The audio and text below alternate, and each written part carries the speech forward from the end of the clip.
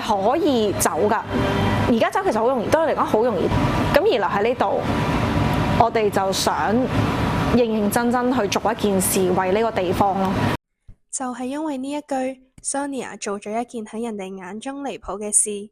疫情開餐廳，疫後租咗成棟唐樓開咖啡店同書店，舉辦活動，令人更加關注香港，都俾大家同世界連結。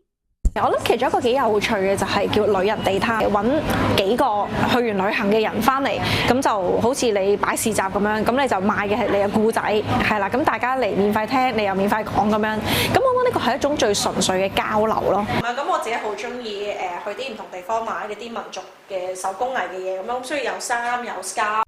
每次介紹店內物品，佢都好雀躍，每個嚟鋪頭嘅顧客，Sonia 都想帶佢哋睇睇世界唔同嘅風景。而你去做一個夢想嘅時候，其實你每一步你都係好用心去行咯。